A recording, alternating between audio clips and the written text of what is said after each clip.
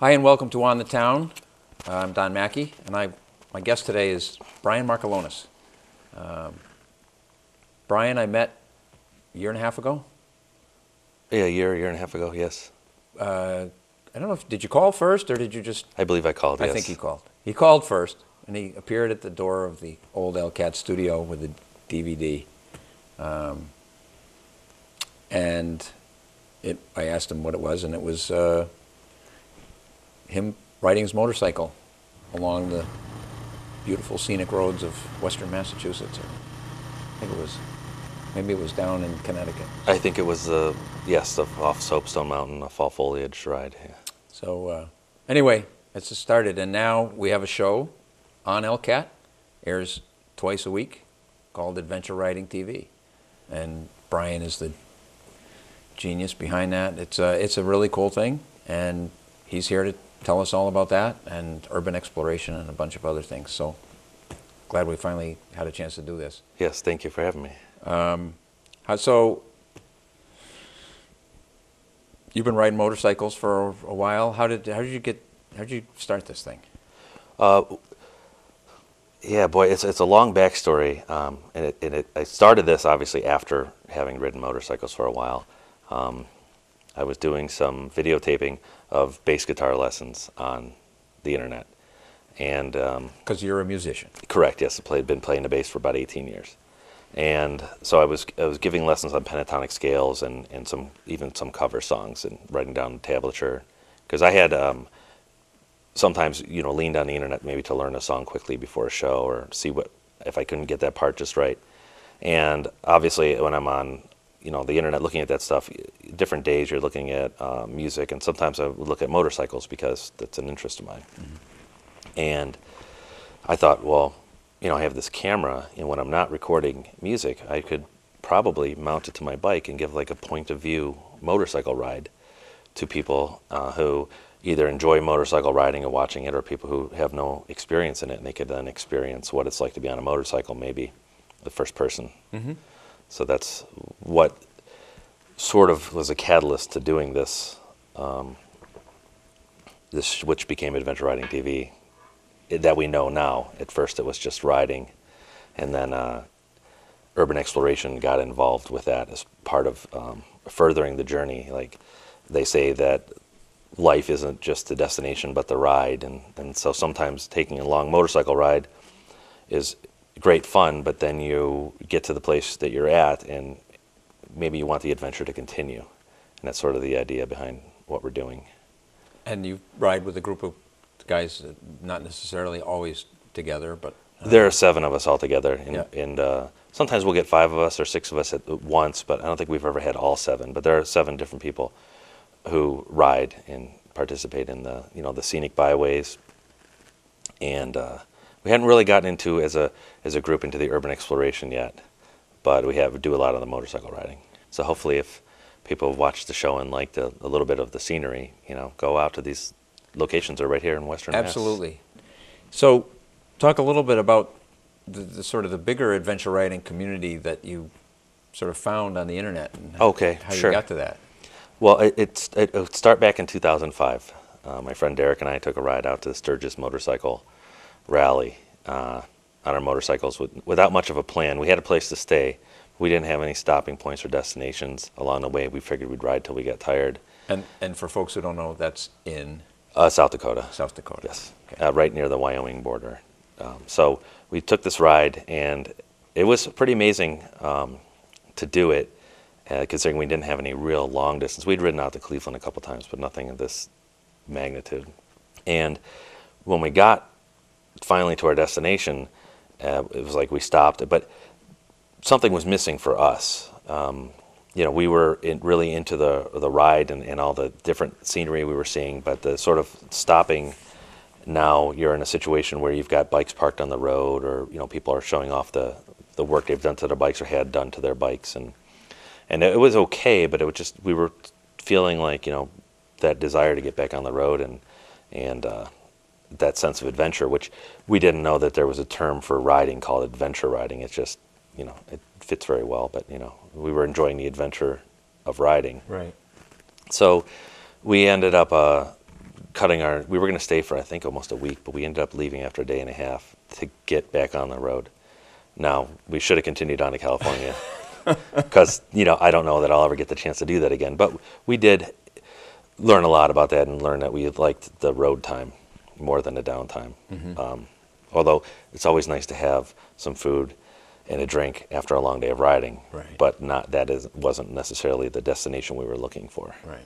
And that sort of ties into urban exploration. If you can make a ride that has, an adventure ride, and that adventure it doesn't necessarily have to be just like off-road riding or mixed riding. It's just going into new scenery that you're not familiar with, seeing things that you've never seen before, hills or even flat roads, sunsets and sunrises, and meeting people along the way. Right.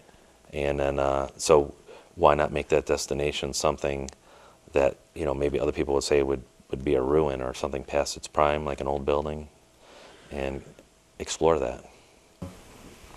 The most recent thing that you gave me was your visit to Detroit. Yes. So, tell me about that. I recently got interested in urban exploration. They call it urbex. I was unaware that was a hobby or something that people did as a I don't know what's the title. I just everyone's interested in exploring old buildings. I didn't know that there was a title for that.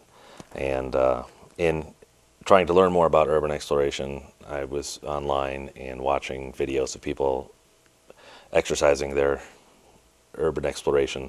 And when I would watch some of the videos, I'd see people like from the suburbs or different areas coming into older buildings and not necessarily knowing what they're looking at, but calling things by the wrong name and or even like knocking something over, say, not heavy damage or anything, but maybe moving a chair, some disturbing the scene. And I stumbled across a guy named Dex Davison, and he used to go under the moniker of Brother I Am Broke. And he's from Detroit, and you could just tell by the way he was talking and his sincerity that he actually had an interest in these buildings he was going into, more than just, as the term that some people use called ruin porn. He was interested in the architecture and the history, and he always says, if these walls could talk, what would they say? He's always saying that because I'm sure he's always feeling it. And he's even mentioning that, say he's going through an older school, he'll mention that, they'll never build another school like this again. They're more prefab, and, we're going through areas and buildings that are once-in-a-lifetime things for us to experience. So I got in touch with him because I wanted to take a trip to Detroit. And he was one of the people I wanted to meet while I was out there, and he agreed to meet. So he was part of the television special, I guess you'd call it, that we're going to be putting out with Adventure Riding TV. So it was nice to spend time with he and his friend Patrick and his friend LeBron and my brother all went and explored some buildings. And so talk a little bit about the buildings that you explored. Well, they're reminiscent of, and it's another thing to use Dex's terms. He would say that they're reminiscent of like the TV show Good Times, sort of tall government housing or low-income housing, and there are 4 or 5 of them, and they're 13 stories tall, and they're empty with no windows, and there are not only no windows, there are no boards, there's no fencing, there's no posted signs that say no trespassing. They're just there, like post-apocalyptic, almost like someone dropped a vapor bomb and we were visiting this area 30 years later. Although I don't think they've been closed for 30 years, it sure feels like it. And we decided on that site because when Dex asked me what I wanted to see, I thought it might be best that he choose a location of what we might go to see because he has a better knowledge of it. I didn't want to pick something that was just maybe something everyone has already done.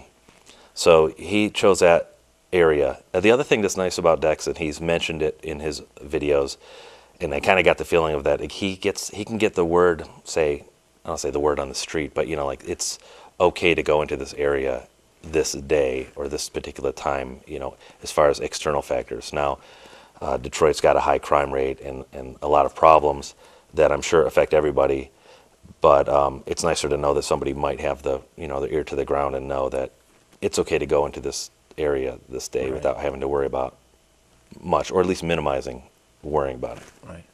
So we approached the Brewster Towers, and we were going through some row housing that was, again, no doors, overgrown grass, burnt out from a lot of fires. That was wooden structures. And when we came up upon the buildings, it was just much larger. I couldn't even fit them into my camera.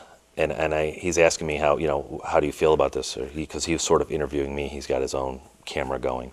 Yeah. And I really didn't even know what to say because I was trying to soak it all in. And I'm looking around at all these buildings. They have no windows, and there's junk all over the ground and graffiti. And yeah, it was pretty amazing. We went into one of them. He said pick which one because he didn't have a particular Right. favorite. And as you're going through, a lot of the stuff has been scrapped out. All the copper, and a lot of the plumbing has been ripped out of these buildings. Yeah, by everything that was scrappers. metal is gone. People go on the rooftop, take the air conditioning units, drop them down 13 stories, collect them. The structure itself was strong. So that was good. It wasn't like we were in something that I was afraid was going to fall through the floor. Although it does take you about 2 floors to figure this out because I'm no engineer of structures, but Right. it had a strong footing to it. And one of the things that was amazing is all the books that were left behind. There are a lot of things were left behind. Some furniture, some rooms. You could tell that people maybe go there to party or whatever it is that they're doing, or even live there if they're in the summertime, say homeless or whatever brings them there. But a lot of like call ID boxes, books, and books of what is that? Where people do wizards and warlocks, or what is that? The fantasy books. Oh, okay. Yeah, I wasn't expecting to find that in that area. Fantasy books, dictionaries, all that kind of stuff. Huh. It wasn't what you necessarily think of when you think of, say, low-income urban housing. I wasn't expecting to find all the things that we found. Right. So every room and every floor was a different adventure and a different personality from the people who lived there. Yeah. And not realizing, because they're so large, let's say they're 3 bedrooms, and it's 13 stories up, and I want to say that each story had 2 apartments that were large. These were these weren't small. And so we went up to the 13th floor was not the side that had roof access. And so while we're talking on the 13th floor, looking out the window and talking about the view and decks, and his friends were answering some questions I had, I'm hearing some banging, and I'm thinking, where's my brother? So I'm calling for him, and then I realized he found a hole in the wall that he was throwing some board down to clear a small gap. We actually went into the other side of the building now. That's how we discovered there was 2 sides to this, and got roof access, and got to go to the roof of one of the towers. And you look out and you see a lot of green space. A lot more than you would A expect. lot of green space around the buildings. I mean, this was really those were built in the great era of urban renewal. Yes. It's the sort of first round of urban renewal, which was tear down all the old buildings and build something for the modern age. It seemed like they had a plan, and that plan mattered, that they wanted it to have a purpose and people to enjoy. It didn't feel like they were just putting people there to live. It felt like they were trying to create, there was even a community center, so they were creating a community in that area. So we're up on the rooftop, and it was pretty amazing because, so we're 13 stories up, we're looking, and you can see some of the Detroit buildings in the skyline, like the GM building, and then right near us was the Detroit Tiger Stadium, and then the new football stadium, and I guess there's a hockey arena right in that area too. I didn't know the landscape enough to know exactly what I was looking at, but I knew obviously the baseball stadium. And so we're in these buildings, and one of the things that is also new to me was graffiti by like a roller brush. So somebody's obviously leaning out the window, and they've got like 3-story tall letters, like there could be a large M, then a large C, or whatever that meant. And I was thinking, how come I never saw that? Like when you watch a baseball game, and they sometimes show the landscape. I know that they wouldn't necessarily point their camera on something that is dilapidated, but maybe you can't point your camera outside of the Tiger Stadium without seeing that. Right. And so it was pretty amazing. And it certainly dominates the landscape if you're at the stadium. Absolutely. Yeah. You're looking at it. If you're sitting in your seat, you're looking at these buildings. there are buildings all around us that were once meaningful and had a purpose, employed people, and were making things, and a lot of them are not being used anymore, and a lot of them are being left to disintegrate on their own. It's probably cheaper than tearing them down. Just let them fall down on their own. Hadn't really thought about that, and then I started thinking about that around us. I mean, there's all kinds of empty buildings around us, houses, things we just don't really pay much attention to. Right. With a lot of history and so many stories, Yeah. So many stories. They were supporting the war effort out of the Packard factory, World War II, airplanes, tanks, I guess. Though they're making cars. So old black and white pictures of believe when the men were overseas and they had the women were doing the men's quote unquote jobs back then, and riveting and welding or whatever it is that you had to do. A lot of that happened at the Packard factory. Huh. And factories like it. Now your brother is in Cleveland. Yes. And so you're sort of from a city that it's not Detroit, but a sort of a Midwestern industrial, quote unquote, Rust Belt city. I know the feeling. I grew up there. I left at 20 to join the service and moved out to Western Mass after the service. But I remember growing up and thinking, there's really not much here for me. There was no optimistic horizon. There was no, I wasn't excited about maybe getting a job at a particular place. Mm-hmm. There were a couple of plants that were open, and people say, you get paid really well, but you have to work really hard. And I just remember thinking, that is fine, but I don't know if I really want to work at a plant. It's not, at that point in time, I didn't know what I wanted to do when I grew up, but I pretty much knew I didn't want to choose that. Right. So the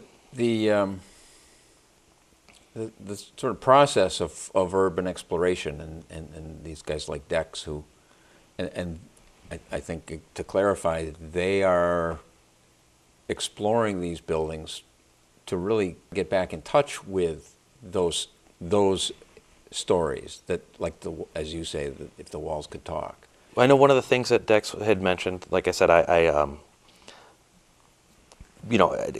this is my interpretation of what I'm getting from him, but he was saying that he was wanting to document some of these buildings before they were gone forever, and maybe you wouldn't get a chance to experience walking up the stairs that somebody who specialized in that skill you could tell the hard work is there, and it's right. Not like it just got stapled together.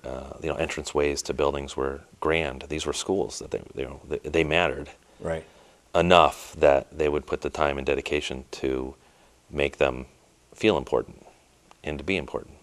And in terms of like the risk, like the physical risk or the legal risk, I mean, that is important. How does that work? I mean, I noticed, and people will see that, you're in the Brewster Towers with masks and goggles and, attentive to the fact that there's lead paint everywhere. Asbestos. Asbestos came across everywhere, that, yes. And you're just, you're sort of respectful of that, and also respectful of the building. You're not there to do anything but look. Right. One of the themes they say is taking only pictures and leaving only footprints. It's essentially documenting what's there. Right. And while there's no foolproof safety net that you could take, but you need to use your head. We had walking sticks or skiing poles for hitting the floor. If it doesn't feel right, we don't go there. And lucky for us that not having boards, not having fences, not having no trespassing signs. I mean, I'm sure that we weren't supposed to be doing that, but we definitely weren't, violating, accessing a door, breaking a lock. We weren't. That's not what it's about. Right. Because there's so much ruin and dilapidation in Detroit. You don't have to do that. I mean, it's just there. It's all there. Even downtown. Now, one of the most amazing things, speaking of buildings and two things that happened in Detroit, but in the trip we took, we met with different people from Cleveland and Detroit, and one of the people that I met there was Margie Weir. She's an assistant professor and an artist at Wayne State University, mm-hmm. and I saw her work while I was down in South Carolina. It was on display, and my mother told me there's a an artist from Detroit, or at least an artist who's showing art of buildings in Detroit, or the ruin of Detroit. So I went and saw the display, and sure enough, there was this, they were showing old buildings, and it sort of looked like I had not yet been to Detroit, but it looked like everything I had seen on the internet about it. So I contacted her about, could I meet with her and talk with her for the program, and she agreed. So, we met with her and her husband Will, and they were telling us about the area and what brought them there. And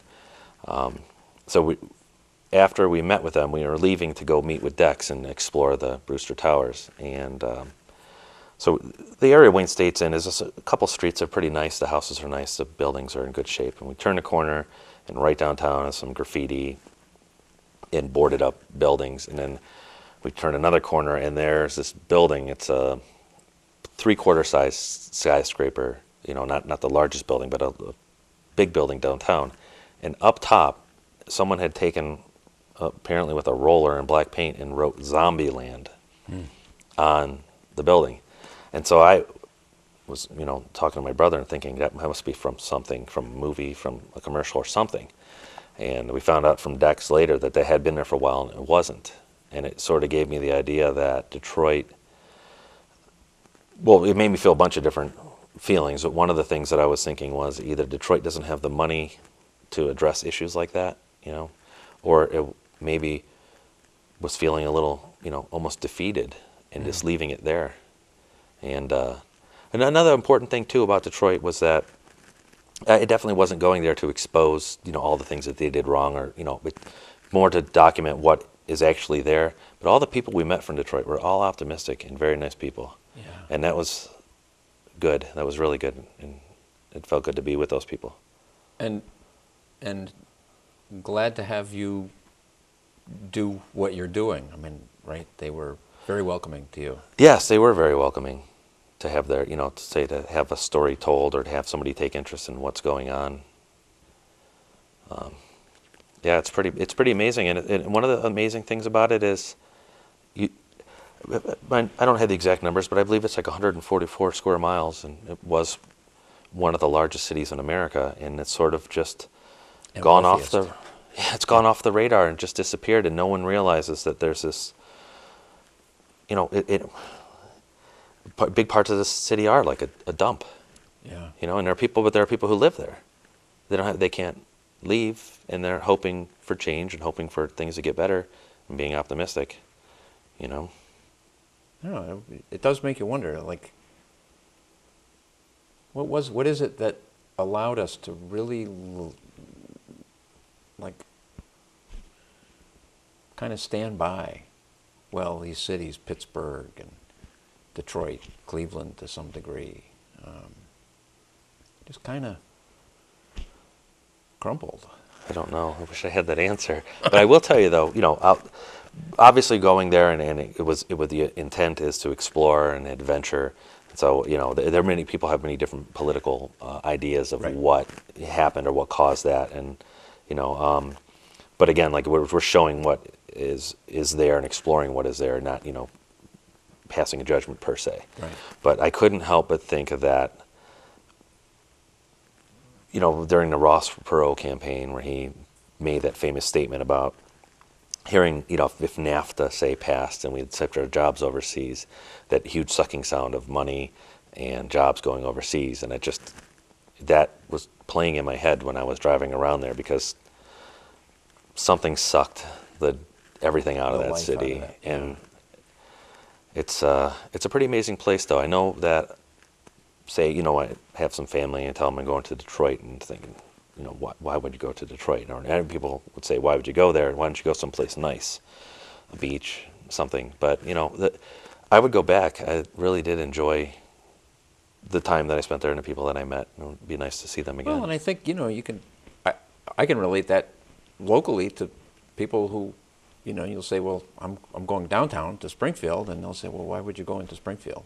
I mean, of course, now that we'll have a new casino, then there'd be a reason to go downtown. But, I think that's an attitude that once things reach a certain point, there's like this fear and the perception, and you forget that there are people who have really interesting, productive lives who are not afraid and they're not intimidated and they don't perceive themselves as living in a rundown city. They live where they live because they love the community that they're in and they like the people that they, are part of that community, and they believe that the city has a history and a future, and they're committed to that on some level. And I think it's really easy to forget that, or to perceive it from the outside and think that, well, how could they do that?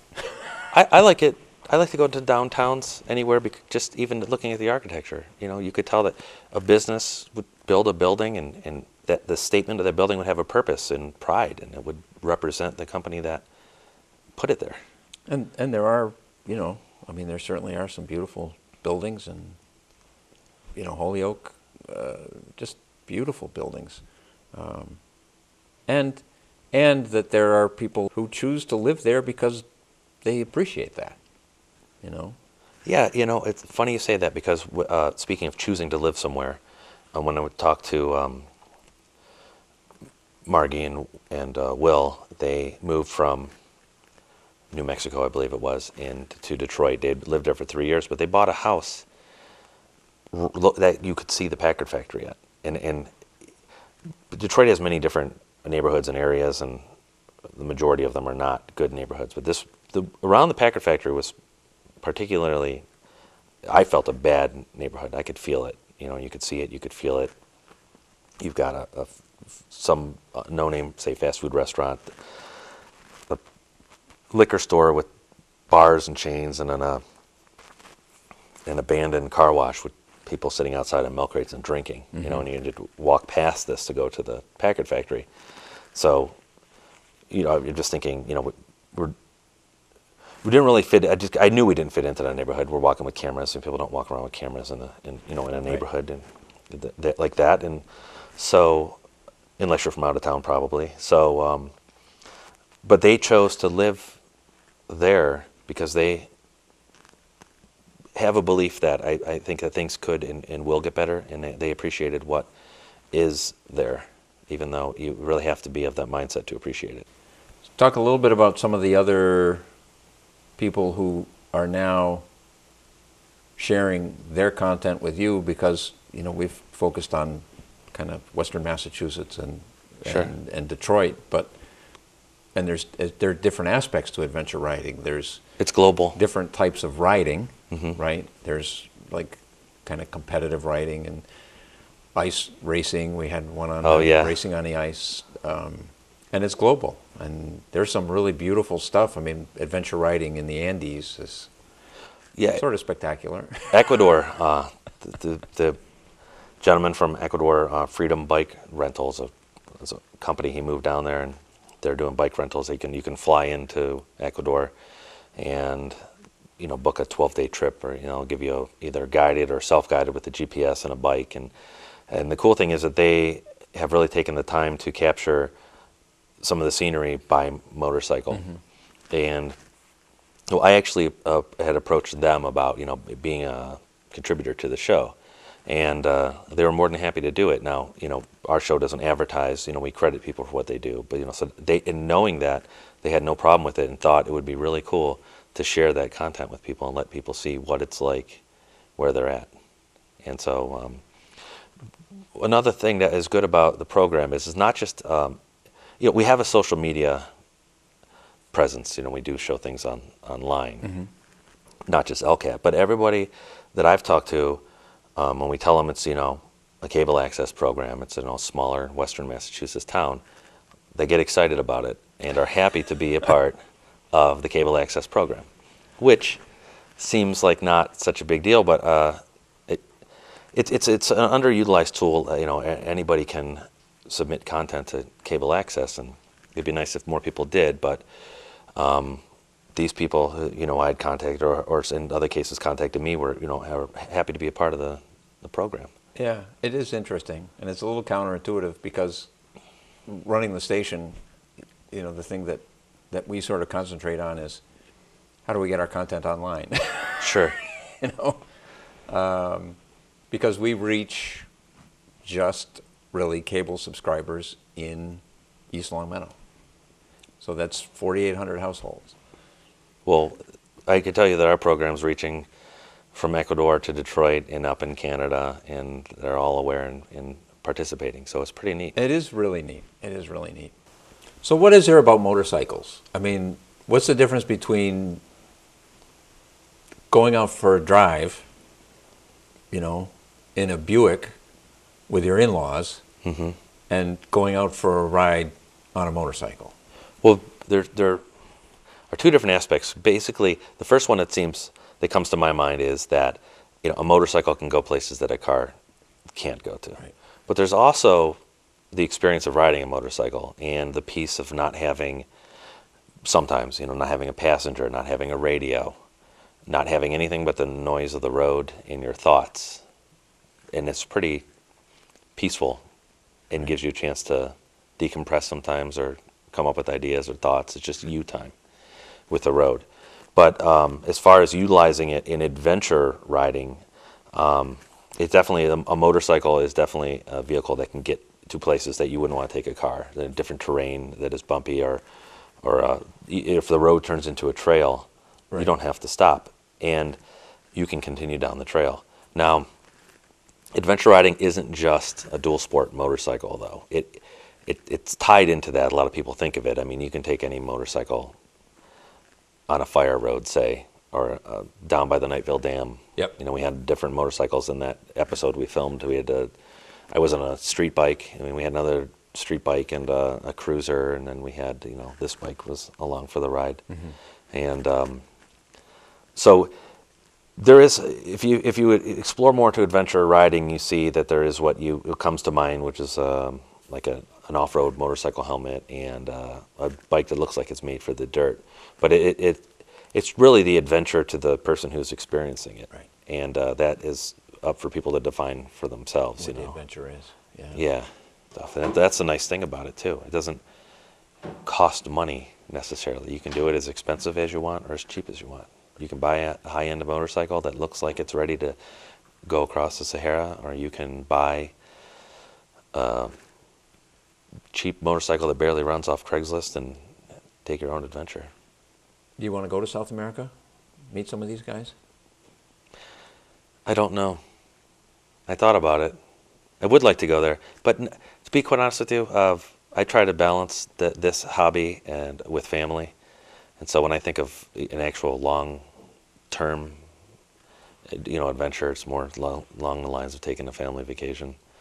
And that's one of the other things too, though, that people. That's one of the reasons people go to these forums and view the pictures and watch the videos.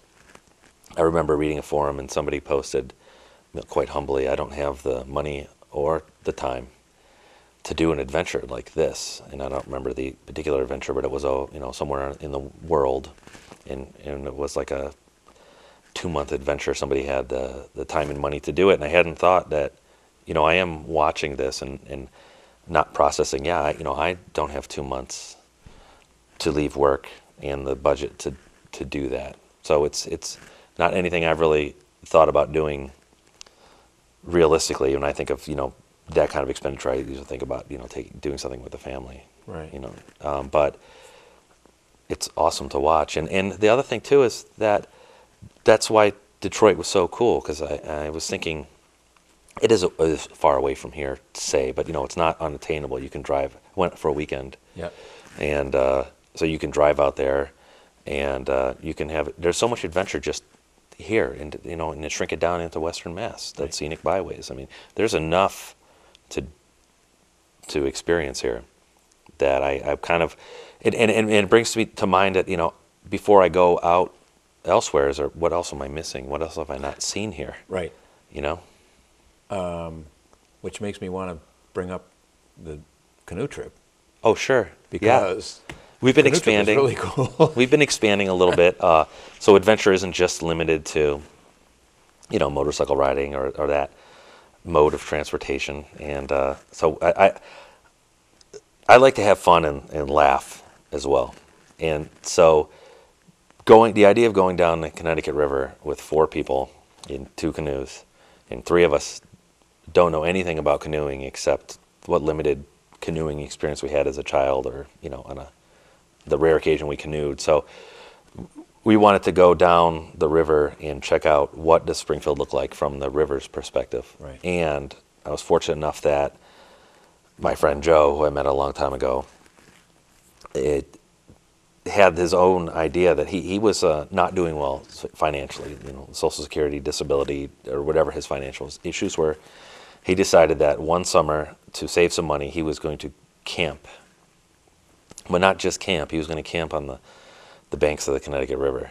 So he did it, and I remember going to visit him one time. We met for lunch, and at first he was a little sad, a little different from being sort of isolated or alone. Yeah. But then the next time I went to see him, say 2 weeks later, his whole opinion had changed, and he was positive from there on out. So it was interesting in different levels to meet up with him. But he was kind enough to give us a tour down the Connecticut River, and that was an adventure for us. I know that the canoes tipped each canoe almost tipped a couple times.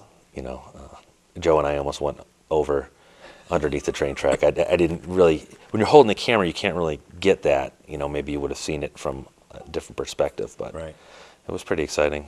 Yeah, to go under the bridges and, again, just seeing the city. And I think the thing that strikes me when watching the video is you could be almost anywhere. You could be on the Ohio River. You could be on the Ohio River. Yeah, exactly. It's just amazing what our perspectives are, like the kind of things that are, what do I want to say, like indelibly etched into our view of, what the city of Springfield is defined by how it looks when you travel north on 91. That's everyone's That's it. mental image of the river.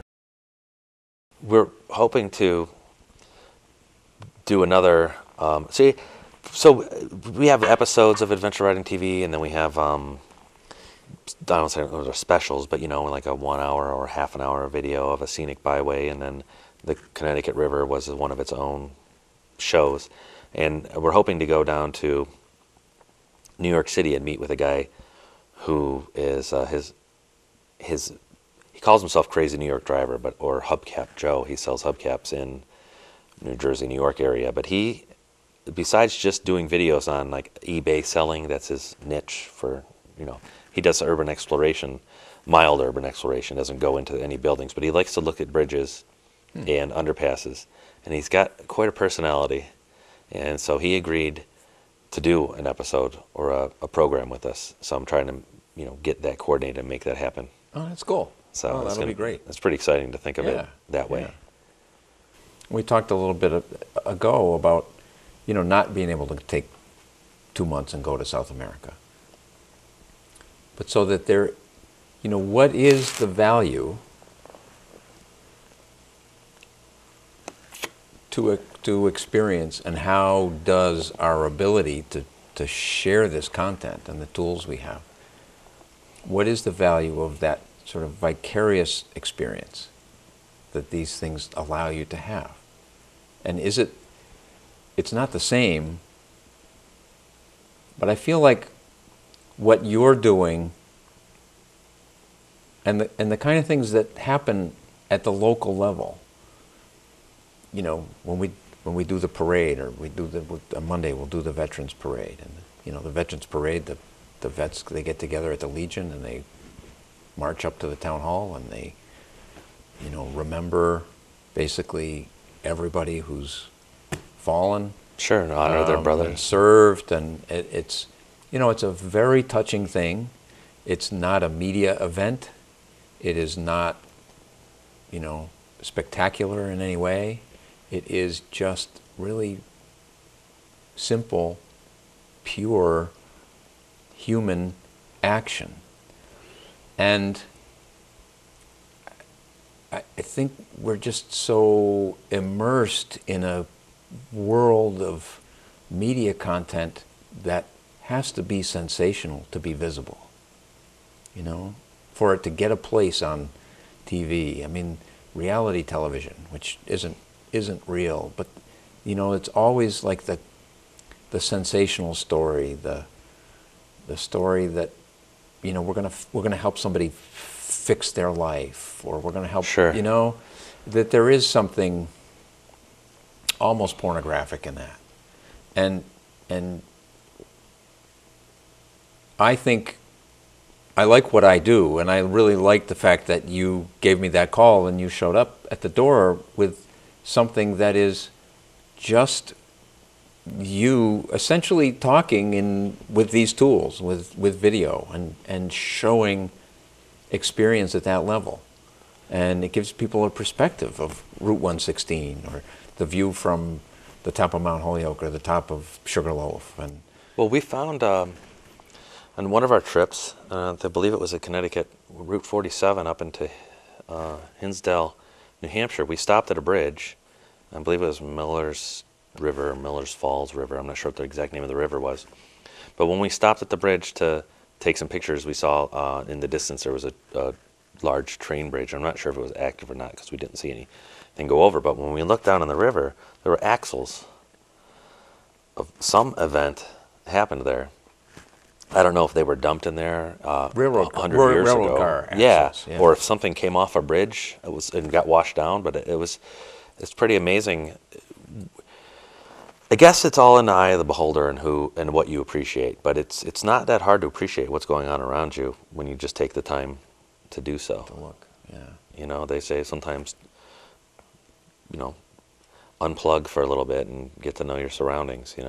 And we kind of are trying to say that the adventure is doing that, but I guess we're plugged in because we're doing it on TV. But we're not trying to sell anything. We're just trying to share, right? What's going around. And it's not just myself. It's the guys that that were riding with us. All there's 7 of us, and one of the guys actually has been going through cancer treatment during this, and and whenever he is feeling well enough, he can't wait to go for a ride because it feels good to him, and we went to a benefit, and his wife said, thanks for taking, Al with you on these rides. It means a lot to him. But again, for different reasons for different people, Al gets his release, his relaxation, a chance to do that, explore and adventure. And that adventure can just be a local windy road. Right. Yeah, I mean, the scenery is beautiful. We're really fortunate to live in such a beautiful place, and with such an interesting history, and I'm really glad to have the vehicle of this station that really gives us the freedom to just do that, and again, as you say, not to take any position or have an angle. People have opinions about all sorts of things. People have opinions about the casino. People have opinions about the reasons for the demise of, a beautiful city like Detroit. But it's really experiencing it that is really the best way for you for yourself, make sense of those things, and maybe get at the truth, maybe get a little closer to the truth. There's an adventure, right? Yeah, that's an adventure. There's a journey. Well, I find that the more we go into ruins, the more questions I have almost than I get answers. But I do know that there is this decay all around us in many different places, and it's just something we don't pause to recognize sometimes. Yeah. I really would have liked to gone into the Chestnut School in Springfield. It burned down, and it was boarded up, and it wasn't accessible, so it wasn't a place that we wouldn't break into a local building and air that on TV. That's would be irresponsible and the wrong message. And the other thing too is, if somebody's interested in urban exploration, it's very important to learn about it and practice it safely and as legally as possible. We wouldn't want to encourage anybody to go and trespass or go into an unsafe situation or meet danger. Sometimes there are feral animals. Fortunately, we didn't run into that, but there are. I've read and heard about people, dogs, whatever is going on in those buildings. Yeah. So you really have to use common sense with that. I thought you were in touch with another woman urban explorer. Yes. who goes by herself to all these places. Yes, yes. Her name is Pam.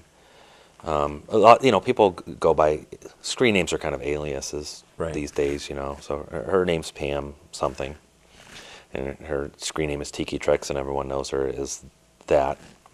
But she's a female urban explorer who it's pretty neat that a lot of times you get into different stereotypes or not expecting things, but here you have this Canadian female urban explorer going into. She's very kind and well spoken, and you can just tell that from watching her videos. And she's going into places that some people who may consider themselves to be pretty strong or tough people would never go into these buildings. She has a lot of intestinal fortitude. Yeah. To be doing that and sharing. Again, she's one of the people who do it respectfully, or at least I respect the way they do it, sharing their knowledge, giving intelligent dialogue to go along with those videos. And if she's moving something, or she's putting it back, she's opening a door, she's only literally shutting it behind her. It's just leaving it like it was. Like it was when we got there. Yeah, not there to do anything but document and view and kind of explore with your mind, think the thoughts of if these walls could talk, as Dex likes to say. Sort of goes against the whole premise of the conversation, but sure. Where are you? I don't know. You got any ideas of where this, what your next adventure will be relative to adventure writing TV in terms of, I've gone from watching the handlebars on a Connecticut roadway to this sort of worldwide thing in terms of what's visible in the content. And as you say, it just opens up more and more questions. Yeah, I haven't had and that's okay. So the nice thing about having a hobby is that it's just that. It's you get to decide. I have to, as many people do, go to work on Monday through Friday, work set amount of hours. I have to perform a task, and do it at a level that allows me to receive a paycheck. That's something I have to do. But with a hobby, there's no rule. You do what you want to do. You decide if something interests you, then follow that light bulb in your head that goes off. I started playing bass 18 years ago. I bought myself a bass for my 22nd birthday because I liked music. I liked the band Rush, and I wanted to know what it was like to play the bass guitar. And I played it almost every single day for an hour by myself. Band practices, shows from Maine to Maryland to big crowds and small crowds, and famous people and not famous people, and met great people. And back in April of this year, I stopped playing. I just said, it's not doing it for me right. I'm not getting the return on this. I invested a lot of time and a lot of awesome things happened, but so you probably saw in what is going on with the program, maybe more time invested, more opportunity, because I wasn't splitting my hobbies up. But yeah, it's just a hobby, and I don't know where it's going to go, but hopefully it continues to be fun. When it stops being fun, I guess we'll stop doing it. Stop doing it. All right. Well, Brian, thanks a lot. Thank you, Don. Very cool. That's it for this episode. See you next time.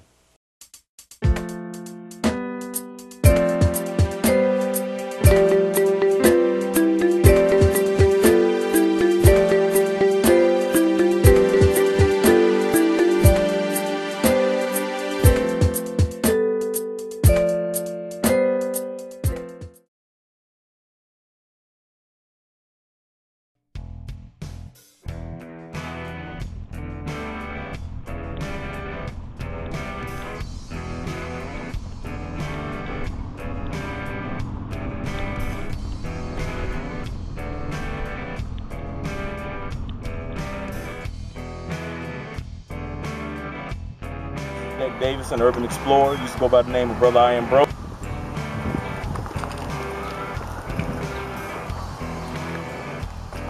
If these walls could talk, or this area could talk, they'd talk about all the bloodshed and death.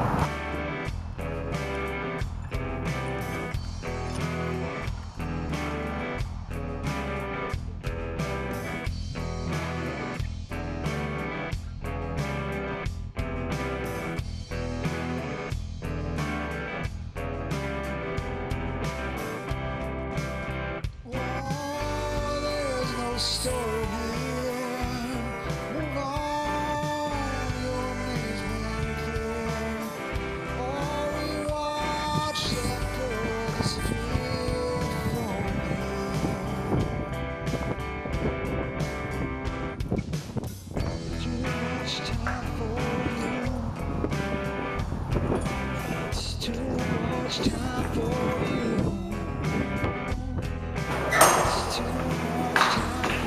you know, this is really distinctly Cleveland. You know, right outside the city, this is all still manufacturing.